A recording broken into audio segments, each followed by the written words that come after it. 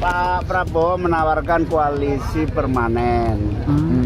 Pak Prabowo meminta persatuan menjadi kunci utama pemerintahan, dan tentu PKB menyambut baik koalisi permanen menjadi perkuatan dari percepatan pembangunan. Gus, Koalisi permanen ini buat 2029 Gus, sampai Ya, 2029. sampai kapanpun namanya permanen.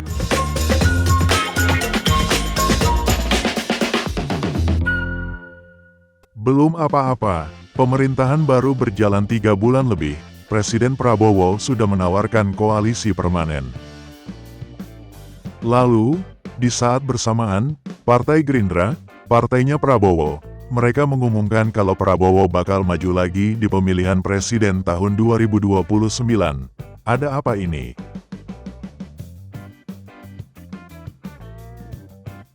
Mengapa semuanya harus terburu-buru? Pemilihan umum masih 4 tahun lagi.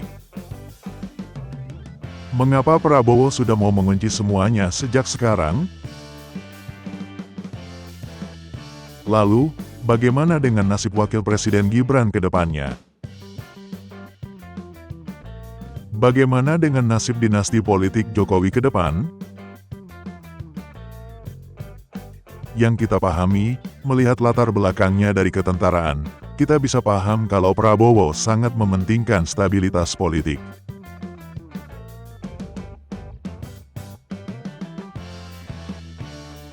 Itulah dasar dari prinsip trilogi pembangunan di era Orde Baru Soeharto yang otoriter. Harus ada stabilitas politik, barulah ada pembangunan. Dan kemudian, barulah dilakukan pemerataan. Itulah prinsip trilogi pembangunan yang tampaknya mau diadopsi kembali sama Presiden Prabowo.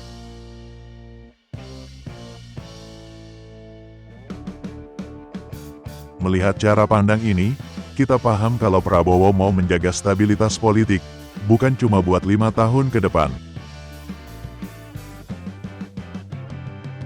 tapi juga buat 10 tahun ke depan. Dia mau jadi presiden dan memimpin Indonesia sampai tahun 2034. Jadi, mestinya kita paham kalau pengumuman kali ini sesungguhnya terutama ditujukan kepada Jokowi dan kroni-kroninya. Ini pesan supaya mereka tidak macam-macam dan tidak berpikir buat bisa menggantikan Prabowo di tengah jalan. Prabowo ingin memimpin Indonesia sampai tahun 2034. Makanya, ini yang penting dicatat, Gibran jangan sekali-kali berpikir buat bisa menggantikannya atau maju di Pilpres tahun 2029.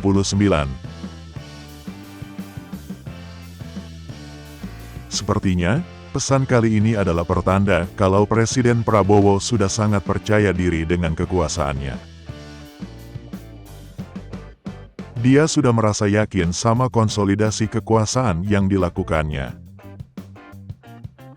Dia juga yakin bakal bisa menang di Pilpres tahun 2029 mendatang. Makanya, sejak awal, sejak pagi-pagi sekali, dia meminta supaya koalisi yang dipimpinnya bisa solid.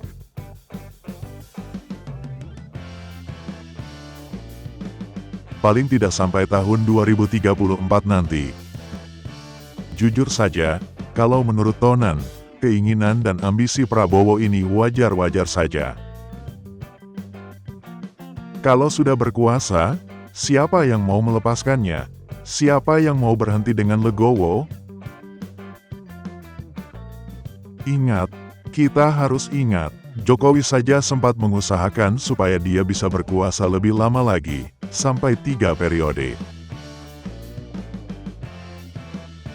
Dulu, Jokowi mau berkuasa sampai 15 tahun. Jadi, kalau sekarang Prabowo mau berkuasa selama 10 tahun, sampai tahun 2034, itu wajar-wajar saja. Apalagi keinginan dia ini sama sekali gak melanggar konstitusi. Jadi, melihat semua itu, kita mestinya paham kalau di balik ucapan-ucapan yang saling memuji, di balik ucapan-ucapan yang saling mendukung, tapi, di balik layar, sesungguhnya tujuan Prabowo dan Jokowi sudah berbeda 180 derajat.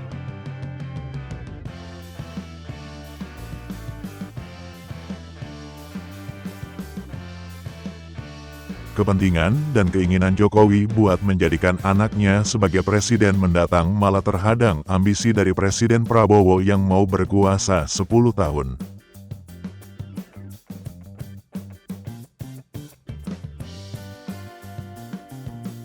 Terus, kalau kondisinya seperti ini, apa yang bakal terjadi ke depan? Apakah bakal muncul perlawanan dari kubu Jokowi?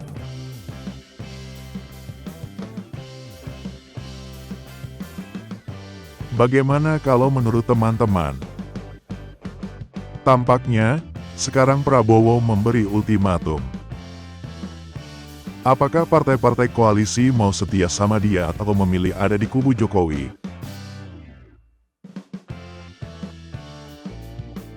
Dan tampaknya, kebanyakan partai akan memilih ikut sama Prabowo yang, bagaimanapun, sekarang ini sedang berkuasa. Makanya, kalau menurut perkiraan Tonan, ke depan Jokowi bakal semakin ditinggalkan. Bahkan, kalau kalian perhatikan, Bahlil Lahadalia, orang Jokowi yang sekarang memimpin Partai Golkar, dia pun sekarang sudah semakin merapat ke Prabowo.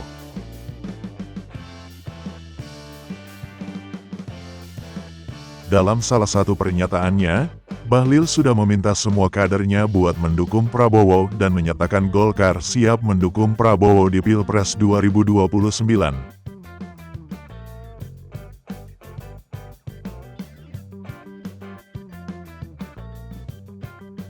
Selain Bahlil, dua orang dekat Jokowi lainnya sudah bergabung ke Gerindra, yakni sang menantu Bobi Nasution dan Gubernur Jawa Tengah Ahmad Lutfi.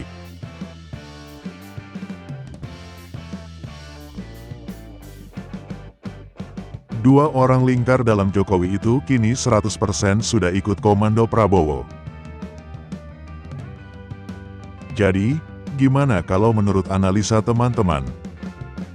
Apakah kalian setuju sama Tonan kalau pesan terbaru Prabowo adalah permintaan buat setia pada dirinya dan tidak lagi menghiraukan Jokowi?